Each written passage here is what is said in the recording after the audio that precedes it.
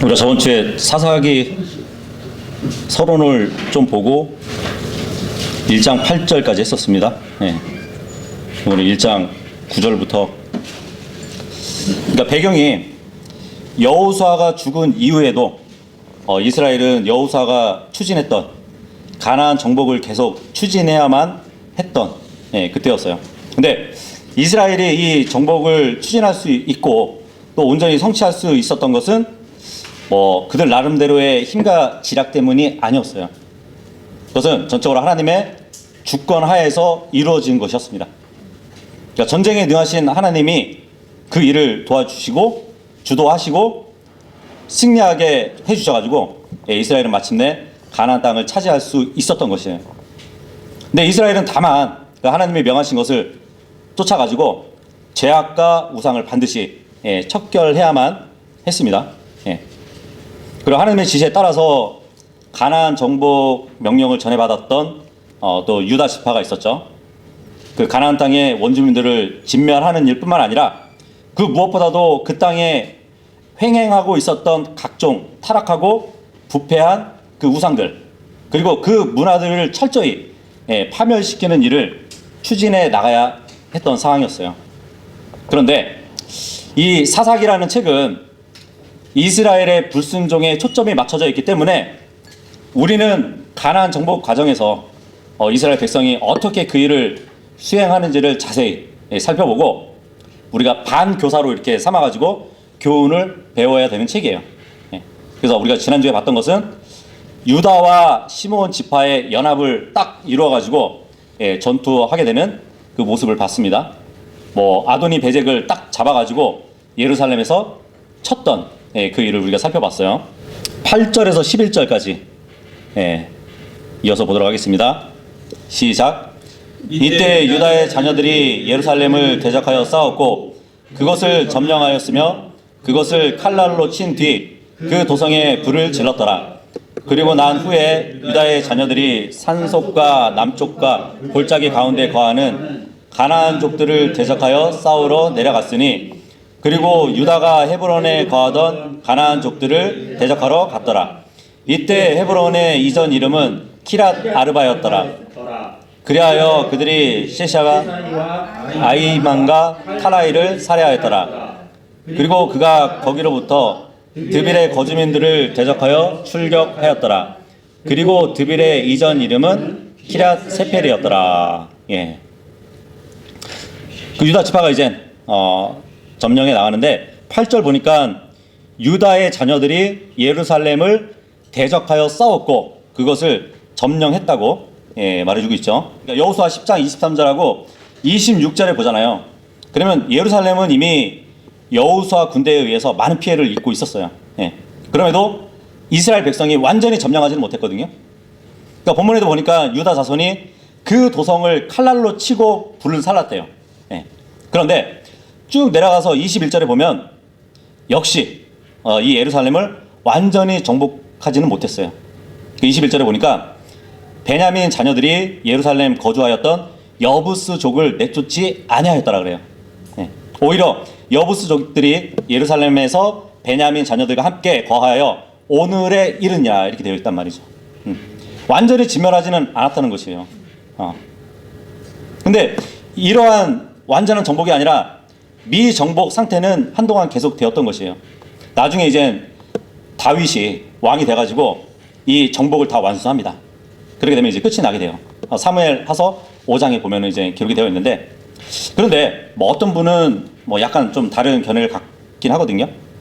그러니까 이 시점에서 예루살렘은 유다 연합군에 완전히 점령되었지만 유다와 시므온 두 지파의 인구가 전 지역을 장악할 만큼 충분하지 못했기 때문에 이 여부스 족속들을 내보낼 수 없었다고 그렇게 얘기를 합니다. 근데 그러한 주장을 뒷받침하는 근거는 없어요. 오히려 19절 기록을 보면 이 여부스 족속 중에 골짜기에 거하던 사람들이 있었잖아요. 근데 그들이 가지고 있던 게 철병거였어요. 철병거를 가지고 있었기 때문에 유다 지파가 그 예루살렘 성을 완전히 점령하지 못한 것이에요. 그렇게 볼 수 있다는 것이죠. 어쨌든 완전히 정복하지 못한 이 예루살렘은 다윗 시대에 이르러 가지고 완전히 정복이 됩니다. 예. 그러면서 이제 다윗이 정복을 하고 거기에 성전을 지을 수 있게 또 토대를 마련하죠. 그러면서 다윗의 도시로 이렇게 만들어 버린단 말이죠. 그 구절에 보니까 그러고 난 후에, 그러니까 예루살렘을 점령해서 칼날로 치고 불 지르고 난 후에를 얘기합니다. 그 유다의 자녀들이 산속과 남쪽과 골짜기 가운데 거하는 가나안 족들을 대적하여 싸우고 내려갔대요. 네. 그러니까 지금 여기 지도 보시면 예루살렘을 먼저 치고 산속과 남쪽과 그러죠. 산속과 남쪽. 근데 남쪽 하면은 여기 밑에 네케브, 그렇죠. 예. 이쪽을 먼저 쳤다는 얘기예요. 그리고 골짜기 가운데 거하는 가나안족들을 대적하여 싸우러 갔대요. 그러니까 순서가 이렇게 되는 거예요. 뭐 예루살렘, 헤브론, 네케브 이렇게 딱 순서대로 나간 게 아니라 예루살렘에서 네케브로 내려가서 그리고 헤브론으로 이렇게 올라오는 그러한 전쟁 여정이라고 보시면 됩니다. 그러니까 남쪽은 헤브론 남쪽 산지를 말하는 것이에요. 예. 아래쪽으로 이렇게 비탈져 있고 울퉁불퉁해요, 산지들이. 그리고 이 골짜기들이 비교적 깊지 않아 가지고요, 그 언덕들이 좀 둥그스름하게 남쪽 광야와 이렇게 합류하는 그런 지형으로 이루어졌다고 합니다. 예. 그리고 여기 네케브라고 되어 있는 이 지역은 굉장히 건조해요. 그 사람이 거의 살지 않는 지역인데 브엘세바 북쪽에서부터 남쪽으로, 그러니까 카데시 바네아 서쪽으로 향해서 이렇게 뻗어 있는 그쪽 지역인데, 그러니까 히브리인들은 남쪽 가나안 지역을 매우 친숙하게 알았기 때문에 이 남쪽이라고 했을 때는 늘 네케브 이 지역을 가리키는 말로 알고 있었어요. 그러니까 일반적인 표현이었다는 것이에요. 그리고 이제 골짜기로 또 와가지고 이제 가나안 족속들을 쳤다 그러죠. 이 골짜기는 이제 저지대에 있는 지형인데, 이 팔레스타인 중앙 산맥을 사이에 딱 남북으로 길게 뻗어 있는 지역을 가리킨다 보시면 돼요. 그래서 구절에 보니까 그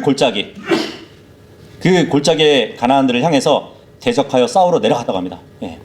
내려갔대요.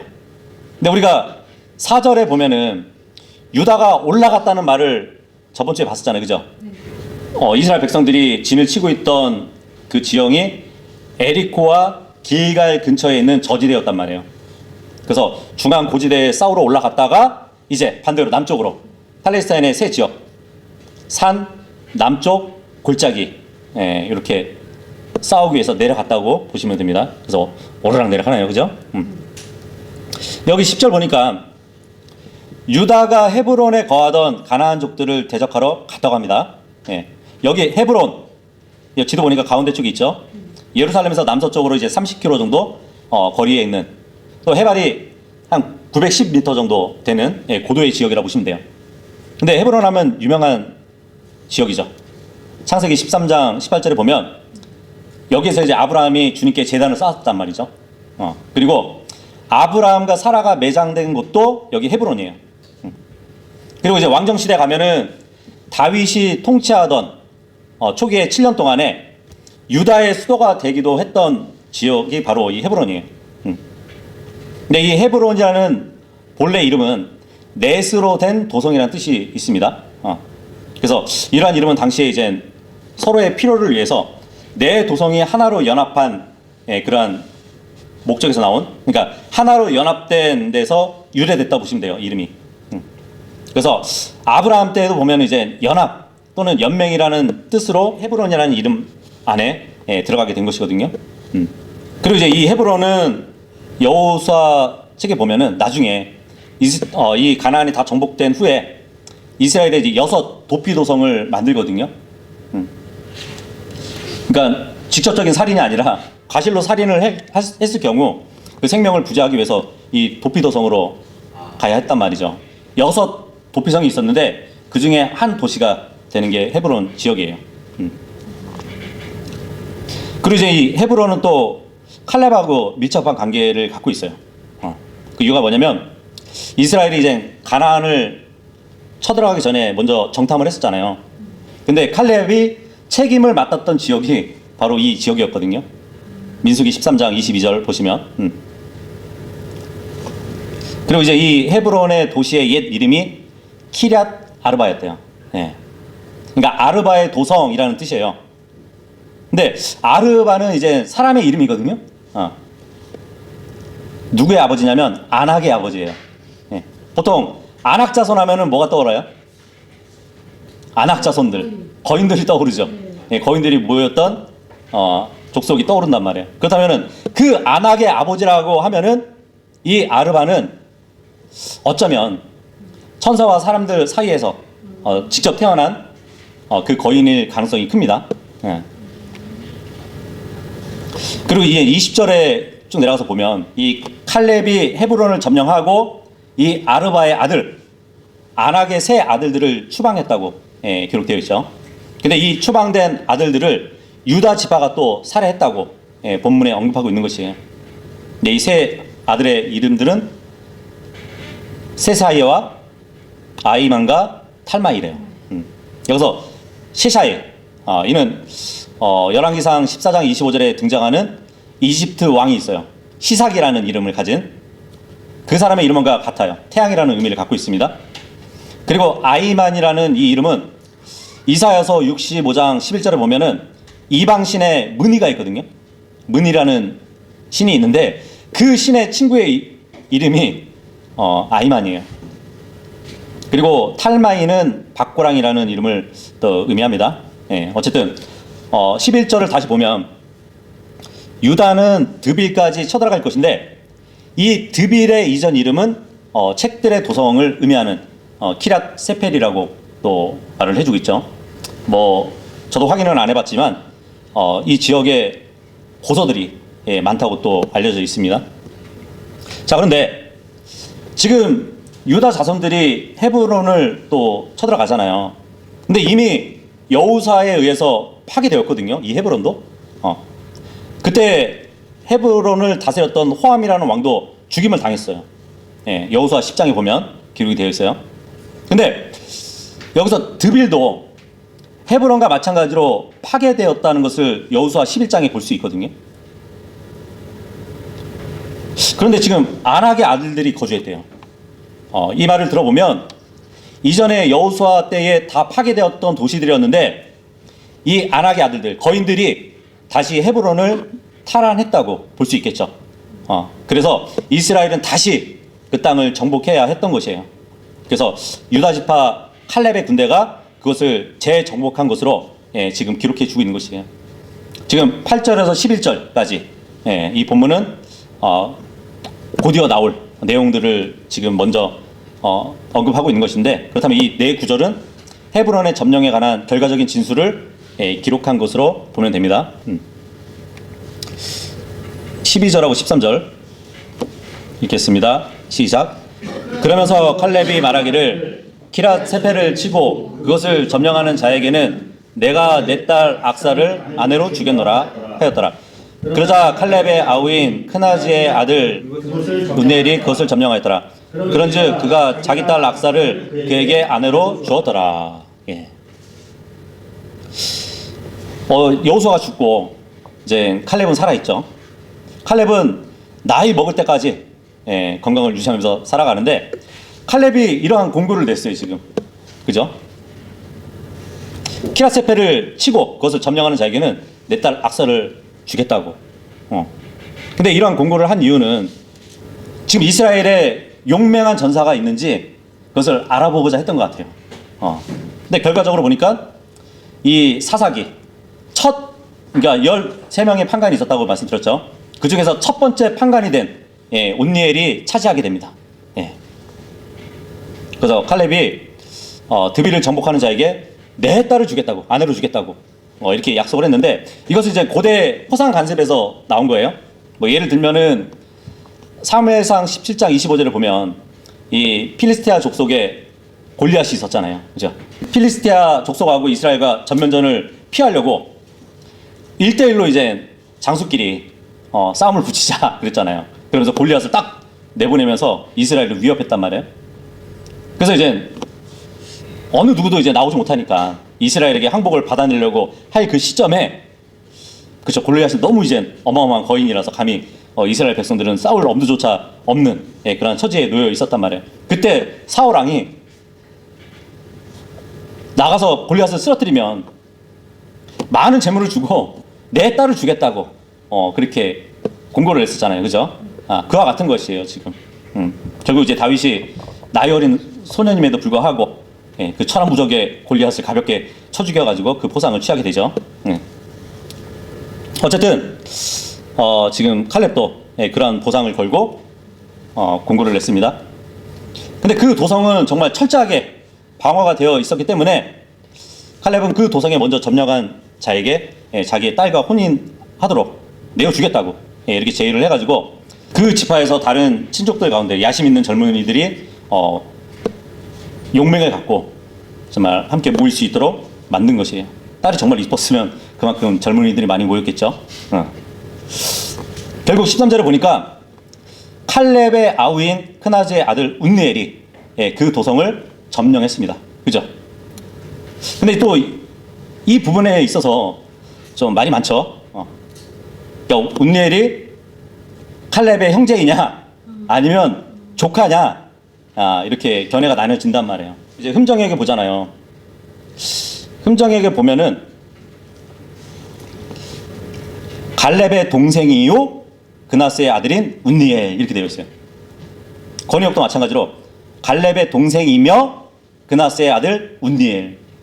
그러면 운니엘이 뭐가 되는 거죠? 갈렙의 동생이 되는 거죠. 갈렙의 동생이며 그나스의 아들인 운니엘 이렇게 되니까. 민수기 32장 12절을 들어가지고 그나스 족속 여분네 그러거든요. 그 그나스는 여분네를 얘기하는 거다. 그렇게 주장을 한단 말이에요. 그래서 칼렙이 형이고 운니엘이 동생이 된다. 자, 그러면은 결국은 칼렙의 딸은 누구랑 결혼하는 거죠? 삼촌하고 하는 거예요. 그죠? 삼촌하고 결혼을 하는 거라고요. 근데 민수기 32장 12절 한번 볼게요. 한번 찾아보세요. 민수기 32장 12절. 민수기 32장 12절에 보면 이런 말씀이 있어요. 다만 크네즈족인 여푼네의 아들 갈렙과 눈의 아들 여호수아는 예외이니 그들이 주를 온전히 따른 까닭이라. 여기 보니까 어떻게 크네즈하고 여푼네하고 같은 사람이라고 볼 수 있죠? 그죠? 영어로 보면 이제 케니자이트 그러잖아요. 그죠? 케니자이트 그리고 케네즈. 크네즈족에 여푼네가 있는 것이지. 그 이 크네즈라는 그 인물과 여푼네하고 동일한 인물이 아니라는 얘기예요. 이것을 착각하는 것 같더라고요. 영어가 다른데? 그 영어도 다르죠. 철자도 다르잖아요. 근데 이런 주장을 한다니까요. 그래서 번역할 때 칼렙의 동생이며 그나스의 아들인 운니엘 이런 족보로 주장을 하는 것이에요. 근데 이렇게 보시면 돼요. 일단 그나스 족속 하면은 크게 범위를 봐야죠. 그죠?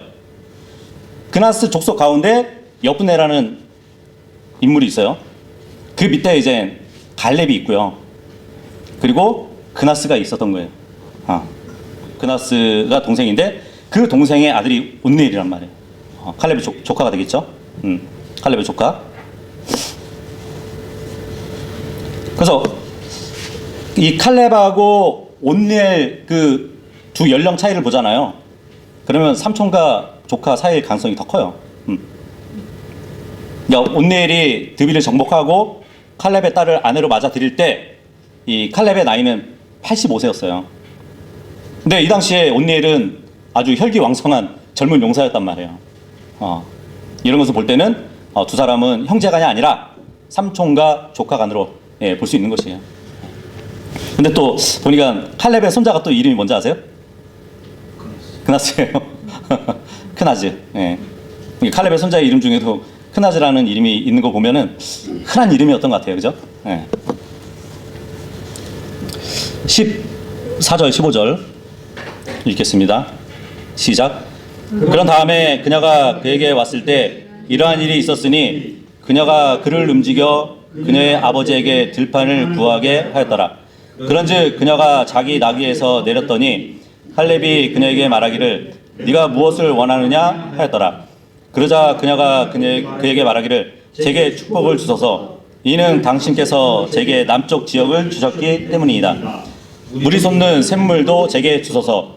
그러자 칼렙이 그녀에게 위쪽 샘들과 아래쪽 샘들을 주었더라. 칼렙의 딸 악사는 다른 여인들과 이제 아이들과 함께 전투 지역에서 멀리 떨어진 그 후방에 안전한 장소에 남아 있었을 것이에요. 근데 이제 아버지가 딸을 불렀어요. 그래서 키라스페를 점령한 운니엘에게 공개적으로 출가를 시킨 장면이에요. 근데 이 당시에는 부모들이 결혼을 이렇게 주관했기 때문에 부모가 원하는 사람에게 딸을 줬어요. 이 칼렙의 딸 악사는 아버지에게 무엇을 요구하는 장면을 또 보게 되죠. 결혼할 때 딸이 아버지에게 무엇을 요구한다. 이런 모습도 이스라엘에서는 이제 모하르라는 풍습에 의한 거예요. 모하르라는 말은 시집가는 딸에게 아버지가 주는 결혼 선물, 아니면은 이제 남자가 처녀를 아내로 데리고 갈 때 장인으로서 치르는 대가를 가리킨다 보시면 돼요. 물론 이제 부모가 결혼하는 딸에게 이 모하르라는 것을 주는 경우는 이스라엘 사회에서 그리 흔하지는 않았대요. 하지만 지금 악사는 온니엘에게 출가하면서 이 모하르라는 관습에 따라서 아버지에게 지금 땅을 요구하고 있거든요. 그죠? 들판을 요구하고 있단 말이에요.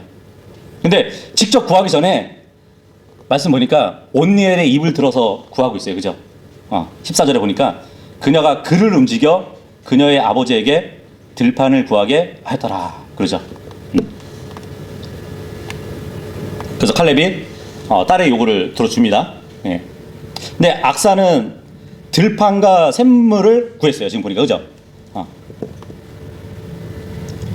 15절에 보면은 또 축복을 해달라고 그러죠. 이 축복을 받는다. 이것은 앞날을 위한 보험을 드는 거거든요. 그래서 이것을 다이렉트로 뭐라 그러죠? 직접적이나 그러나? 악사 다이렉트 보험이에요.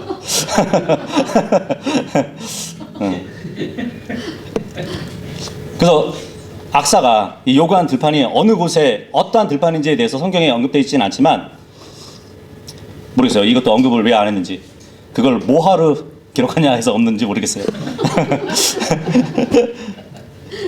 15절에 의하면 제게 남쪽 지역을 주셨다는 말을 들어보면 아까 남쪽은 일반적으로 어디를 가리킨다고요? 네케브. 그죠? 그 네케브는 건조하고 메마른 땅이었단 말이에요. 그래서 악사가 받은 이 지역이 너무 건조하고 가축대를 위한 샘이 필요했기 때문에 이 사진에 보듯이 그 남쪽 네케브가 이렇게 좀 거칠어요. 지형이. 그래서 가축대를 위한 샘이 필요했던 것 같아요. 그래서 이제 막 갓 결혼한 젊은 부부가 자신들의 영토를 넘겨받을 때 악사는 즉시 요청을 했던 것이에요. 그래서 칼렙은 위쪽 샘물들, 아래쪽 샘물들을 준 것입니다. 근데 이 네게브 지역도, 남쪽 지역도 아브라함이 거주하면서 목축을 했던 장소예요. 창세기 12장 9절에 보면. 원래는 이제 아말렉 족속의 땅이었죠. 근데 가나안 점령 후에는 시몬 지파에 의해서 유업으로 주어집니다. 어쨌든 악사의 요구는 굉장히 적절했어요. 타당했기 때문에 그것을 구했고 아버지 칼렙도 그렇다고 생각했기 때문에 허락을 했던 것이에요. 이 말씀 보면 또 이제 우리가 영적으로 우리의 신앙도 돌아보면 때로는 척박할 때가 많아요. 그죠? 몸이 건조할 때가 많단 말이죠. 그럴 때는 우리도 악사처럼 아버지께 구해야 돼요. 다이렉트로 구해야 돼요. 하나님께 이제 바짝 말라버린 삶에 촉촉하게 적시기 위해서 영적인 샘물을 구하면 주님은 말씀을 통해서 기꺼이 넘치도록 흐르도록 주실 거예요. 그죠? 16절 17절 읽겠습니다. 시작. 이후에 모세의 장인인 켄족의 후손들이 유다 자녀들과 함께 종려나무들의 도시에서 유다 강야 가운데로 올라갔더라. 그것에 아랏의 남쪽에 놓여 있느니라. 그리하여 그들이 가서 백성 가운데 거하였더라. 이후에 유다가 자기 형제 시므온과 함께 갔으니 그들이 즈팟에 거주하던 가나안족들을 살해하였으며 그것을 모조리 멸하였더라. 그리하여 그 도시의 이름이 호르마라 불렸더라. 예. 여기 보니까 모세의 장인, 예. 모세의 장인이 속했던 족이 켄족이래요. 또 보면 이제 미디안 사람이라고 또 불리기도 했었죠. 근데 이 켄족이 이스라엘 백성들과 함께 가나안 땅으로 들어왔다는 것을 지금 보여주고 있거든요. 우리가 민수기 한번 10장 찾아보도록 할게요. 민수기 10장 29절하고 30절 보시면 이후에 모세의 장인이요 미디안 족이요 라구엘의 아들인 호밥에게 모세가 말하기를 주께서 말씀하시기를 내가 너희에게 그것을 주리라 하신 장소로 우리가 여정을 떠나고 있나이다. 가나안으로 가고 있다는 얘기예요. 당신은 우리와 함께 가소서. 그리하면 우리가 당신에게 선하게 행하겠나이다. 이는 주께서 이스라엘에 관하여 선하게 말씀하셨기 때문이다 하였더라. 그러자 그가 모세에게 말하기를 나는 가지 아니하겠으니 다만 나의 본토이자 나의 친족들에게로 내가 떠나겠노라 하였더라. 예. 이 말씀에 따르면 모세가 장인 호밥에게 이스라엘 백성들과 함께 약속의 땅 가나안으로 가자고 요청을 했어요. 근데 처음에는 거절을 했던 것이에요. 그죠? 말씀을 보니까.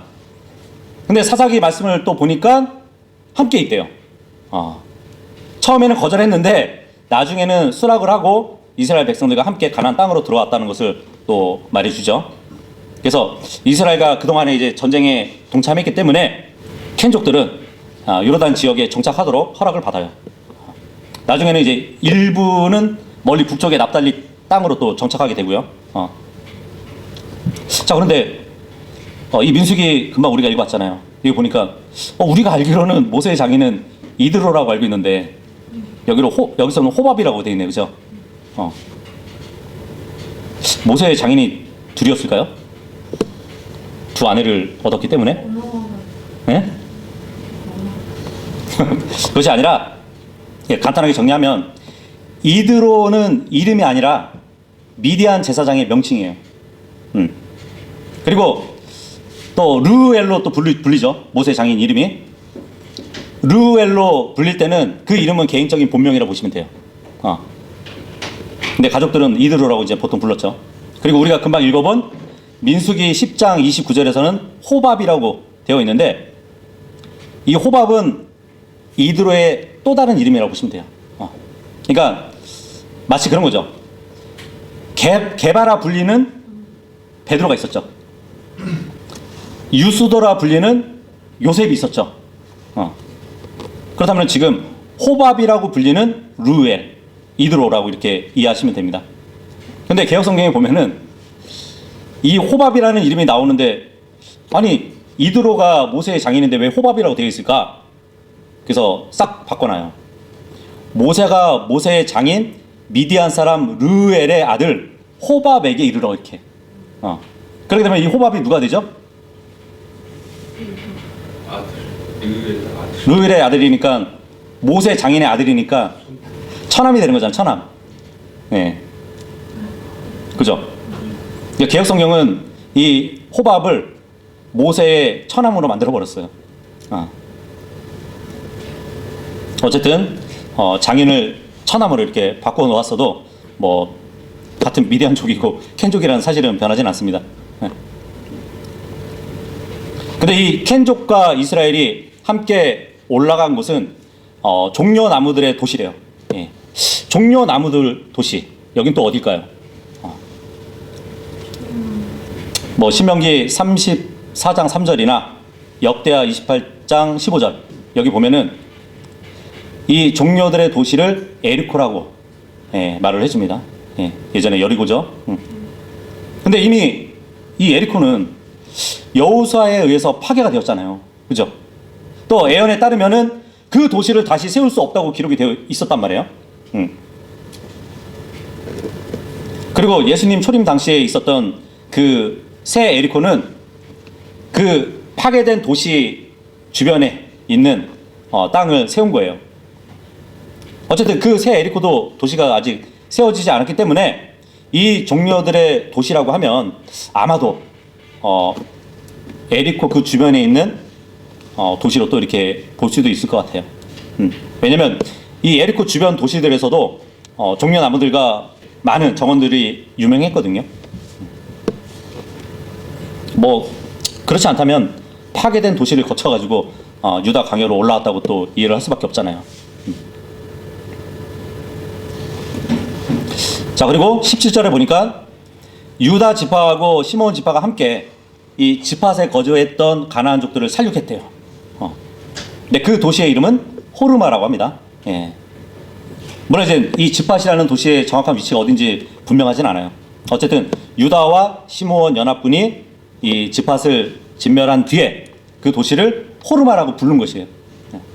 이 호르마라는 이름은 완전히 파괴하다라는 뜻을 갖고 있어요. 그러니까 이름을 바꿔버린 거예요. 완전히 파괴시켜놓고. 그 정도로 완전한 파괴가 있었다는 것인데, 물론 좀 이름이 잔인한 면도 있지만 일단 이것은 하나님이 원하시는 전쟁이었어요. 그죠? 동정하지 말고 불쌍히 여기지 말고 완전히 진멸하라고 한 명령이 하나님의 명령이었단 말이에요. 그래서 유다와 시므온 지파의 이러한 철저한 파괴는 그 땅에 뿌리박고 있던 우상이 있었고, 또 이방 종교를 척결한다는 그 점에서 오히려 잘한 일이라고 볼 수 있겠죠. 18절하고 19절 읽겠습니다. 시작. 또한 유다가 가자와 그것의 지경과 아스클론과 그것의 지경과 에크론과 그것의 지경을 점령하였더라. 그런즉 주께서 유다와 함께 하셨으니 그가 산의 거주자들을 내쫓았더라. 그러나 골짜기의 거주자들은 내쫓을 수 없었으니 그들이 철병거들을 가지고 있던 까닭이라. 예. 여기 18절 보니까 이제 유다 지파 홀로 전쟁을 수행한 것처럼 기록되어 있네, 그죠?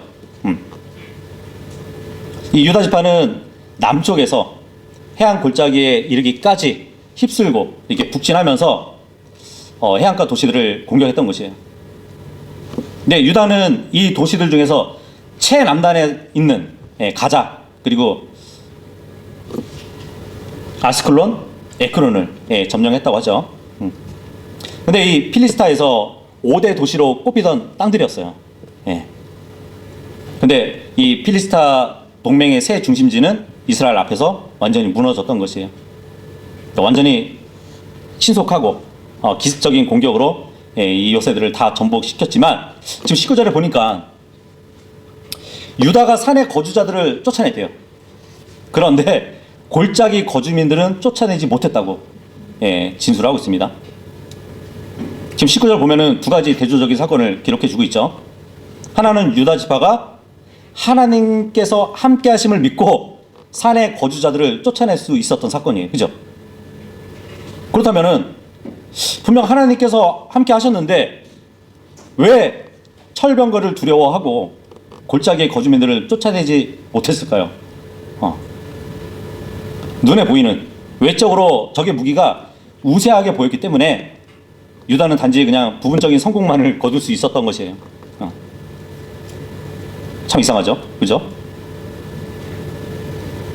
이 철병거는 하나님의 권능 앞에서는 아무것도 아니잖아요. 그죠? 주님의 그 무한한 능력을 사용할 수 있는데도 유다는 적들을 완전히 이길 수 없었다고 기록을 해주고 있습니다. 근데 나중에 판간 드보라하고 바락이 이렇게 등장하거든요. 4장에 보면 거기서는 철병거 900대를 가진 야빈 왕을 무찌르고 승리한 기록이 있어요. 그 믿음과 비교해 보면은 지금 유다 지파는 형편없는 것이에요. 그러니까 유다 지파가 철병거를 가진 적에 대해서 미리 겁을 먹고 하나님을 의지 않았던 그 불신앙으로 인해 가지고 정복을 완수하지 못했다는 것을 또 볼 수 있겠죠. 우리가 저번 주에 이어서 오늘도 19절에 보니까 반쪽짜리 순종을 보게 되는 것이에요. 그죠? 뭐 이렇게 생각할 수도 있겠죠. 반쪽이라도 하는 게 어디냐고. 아예 안 하는 것보다 낫지 않냐고. 근데 반쪽짜리 순종은 순종이 아니에요. 그리고 뭐 더 큰 문제로 이어질 수 있는 것은 그 반쪽짜리는 점점 커져서 결국은 불순종으로 끝맺게 될 것이에요. 그죠? 그러니까 틈을 보이지 말아야 되는 것이에요. 틈을 보이면 불순종의 그 유혹 앞에서 우리는 버틸 수가 없어요. 유다는 지금 반쪽짜리 순종을 했지만 승리는 했어요. 그죠? 반은 승리했단 말이죠. 여러 지역을 정복하고 가나안 족속을 쫓아내기도 해요. 예. 좀 별 문제가 없어 보이긴 하죠. 그죠? 근데 이 반쪽짜리 순종은 결국 그 한계를 만나게 되는 것이에요. 그러나 골짜기의 거주자들은 내쫓을 수 없었으니 그들이 철병거들을 가지고 있던 까닭이라. 하나님이 유다와 함께 하셨어요. 그래서 승승장구했단 말이에요. 문제가 전혀 없었던 것 같이 기록되어지다가 온전한 순종이 아니더라도 어느 정도 이렇게 승리를 거머쥐었지만 근데 그게 아니었어요. 골짜기 거주민들을 쫓아내지 못했답니다. 왜냐하면 그들에게 철병거가 있었기 때문에. 결국 불순종한 것이에요. 하나님이 함께 하심에도 불구하고 계속해서 승리를 거두다가 그들의 승리는 여기서 멈추게 된 것이에요. 그래서 불순종으로 이렇게 마무리되는 그 모습을 볼 수 있습니다. 더 싸울 수 있는데, 더 할 수 있는데, 더 뛸 수 있는데, 더 헌신할 수 있는데, 더 주님을 기쁘게 하시는 그 삶을 살 수 있는데 더 하려고 하지 않은 것이에요. 그죠? 그냥 수준을 낮추고 안주해 버리는 거예요. 뭐 불편하니까, 수고스러우니까, 힘이 드니까 주지 않는 것이에요. 그러면서 이렇게 핑계 댈지 몰라요. 하나님, 쟤들에게는 철병거가 있잖아요. 하나님은 뭐라고 하실까요? 너희에게는 내가 있지 않냐? 그죠? 그래서 차지도 뜨겁지 않은 그 미지근한 신앙으로 반쪽짜리 순종을 하면 안 되는 것이에요. 그래서 반쪽짜리 순종은 끝까지 갈 수가 없어요. 우리도 그렇죠, 뭐. 그죠? 반쪽짜리 순종을 하면 유다처럼 결국 격길로 가게 될 것이에요. 그래서 온전히 순종하는 삶을 살아야 돼요. 20절하고 21절 시작. 그리고 모세가 말한 대로 그들이 칼렙에게 헤브론을 주었더라. 그러자 그가 거기로부터 아낙의 세 아들들을 추방하였더라. 그런데 베냐민 자녀들이 예루살렘에 거주하였던 여부스족들을 내쫓지 아니하였더라. 오히려 여부스족들이 예루살렘에서 베냐민 자녀들과 함께 거하여 오늘날에 이르니라. 여기 20절은 이전에 모세가 가나안 정탐꾼들을 이렇게 파송했던 그 사건을 배경으로 하고 있는 구절이라고 보시면 돼요. 그러니까 과거 가나안 땅을 탐지하고 돌아오는 그 정탐꾼들을 봤을 때 두 명만 제외하고 여호수아하고 칼렙만 제외하고 모세에게 부정적인 보고를 했었잖아요. 그죠? 민수기 13장에 보면은 여호수아 칼렙은 저들은 우리의 밥이라고, 우리의 빵이라고, 정복할 수 있다고 그렇게 보고를 했는데 어쨌든 수에 밀려가지고 이 이스라엘 백성들이 38년 동안 그 불순종으로 인해 가지고 광야에서 뺑뺑이 돌죠. 근데 긍정적으로 보고를 했던 이 칼렙에 대해서 모세가 축복을 해주죠. 여호수아 14장 9절에 보면 너희 두 발이 그 위를 밟는 그 지역이 반드시 너희 유산이 될 거라고, 영원토록 너의 자녀들의 것이 될 거라고 그렇게 예언을 했었죠. 그래서 그 약속에 근거해서 이 칼렙은 여호수아가 살아있었던 그 당시에 헤브론을 요구했던 것이에요. 그리고 유업으로 받았습니다. 근데 유업으로 받았지만 전쟁에 있어서는 한참 후에 했던 것이에요. 유업으로 받았지만 이 칼렙은 이 정탐꾼들의 부정적인 보고로 인해 가지고 광야에서 뺑뺑이 38년을 돌았잖아요. 그죠? 그리고 여호수아 가나안 전쟁은 그러니까 거의 7년을 했었잖아요. 거기다가 이제 그 유업의 땅을 쳐들어가는 상황이 있었던 것이에요. 그러니까 38년을 허비하고 7년을 넘어서 45년째가 됐을 때 그 시점에서 하나님께서 유업으로 주신 땅을 정복하는 그 일을 하고 있는 것이에요. 좀 더 젊었을 때 정복을 했으면 얼마나 더 날아다녔겠어요. 그죠? 근데 우리도 신앙생활을 하면서 각자의 믿음대로 이렇게 살아가면 얼마나 좋을까요? 그런데 때로는 이 믿음의 성도들에게 상처를 받아가지고 긴 세월을 허비하다가 뒤늦게 믿음의 궤도로 이렇게 들어오는 분들이 있어요. 그죠? 교회에서 잘못된 가르침을 외워가지고 모든 것을 다 탕진하고 막 생활고를 겪고 어떻게 해서 긴 세월을 허비하다가 뒤늦게 그리스도의 군사에 합류한 성도들도 있을 것이에요. 그죠? 근데 칼렙은 85세라는 나이에도 불구하고 가나안 정복 전쟁에 앞장을 섰던 사람이었거든요.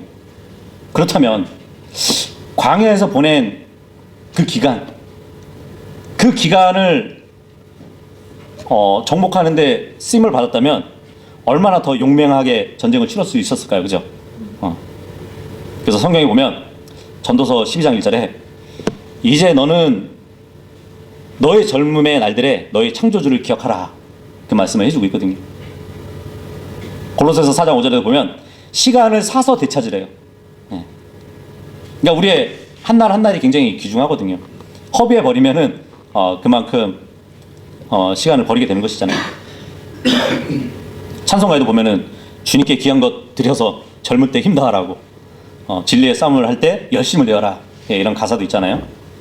그래서 물론 우리가 칼렙의 나이와 비교를 하면 아직 우리의 시간은 많이 남아 있어요, 그죠? 단지 주님이 빨리 오시면 꼭 그렇게 되진 않지만. 자, 그리고 21절에 보시면 이 베냐민 자손이 예루살렘 거주민 여부수족을 쫓아내지 않았다고 기록을 해주고 있죠. 근데 여호수아 15장 63절을 보잖아요.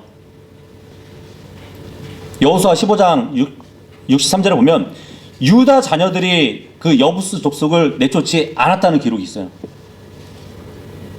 그렇게 보면 좀 두 말씀이 상충돼 보이죠.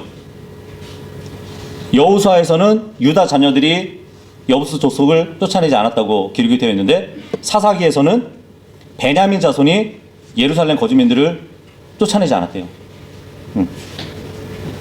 어떻게 봐야 될까요? 실제적으로 이렇게 땅을 유업으로 받은 걸 이렇게 보잖아요. 유다 지파하고 베냐민 지파의 경계를 보잖아요. 그러면은 그 흰놈의 골짜기하고 예루살렘 남쪽 지역에 이렇게 서로 맞물려 있어요. 거기에 여부수 족속이 또 살았기 때문에, 그러니까 여부수 사람들을 예루살렘에서 쫓아내지 못한 책임은 두 지파 모두에게 있었던 것이라고 이해해 볼 수 있겠죠. 근데 중요한 것은 쫓아내지 못했다는 게 아니에요. 쫓아내지 않았다는 것이에요. 그죠? 근데 개역성경에 보면은 베냐민 자손은 예루살렘에 거한 여부수 사람을 쫓아내지 못했다고 이렇게 번역을 해놨습니다. 그리고 사사기 1장 27절 28절에도 모두 쫓아내지 못했다고 이렇게 기록을 해놨어요. 근데 정말 이스라엘 백성들이 능력이 모자라가지고 하나님이 안 도와주셔가지고 적들을 쫓아내지 못했을까요? 개역성경처럼 다 쫓아낼 수 없었다라고 이렇게 옮겼지만 쫓아내지 없었던 것이 아니라 쫓아내지 않았던 것이에요. 물론 이제 여기 철병거로 인해서 쫓아낼 수 없었던 것은 맞는데 그 이후로는 더 이상 없었다는 말이 안 나와요. 쫓아내지 않았다고 하죠. 왜냐하면 이스라엘이 가나안 족속에게 조공을 받는 내용이 드러나기 때문에 그걸 알 수 있어요. 그러니까 이스라엘은 가나안 족속들에게 조공을 받는 그 조건으로 가나안 족속을 쫓아내지 않았던 것이에요. 근데 하나님에 대한 명백한 불순종이죠.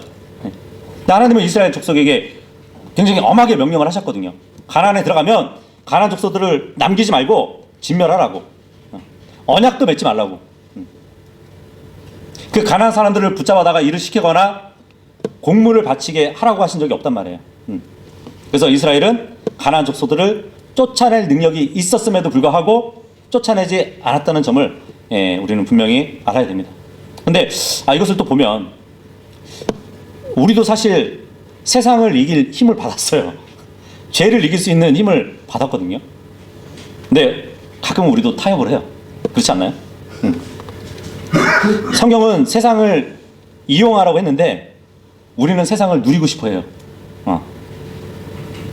그리고 영적 기쁨을 충분히 받아야 될 우리가 육신의 정욕도 가끔 해소하고 싶은 마음에 죄와 타협을 한단 말이죠. 그래서 우리는 하나님께서 기뻐하지 않는 그 세상과 육신에 따른 그 죄의 유혹을 이겨내고 그것을 정복해야 되는 것이에요. 세상을 이기는 것은 너희가 세상을 이기는 것은 믿음이라고 예수님도 말씀하셨죠.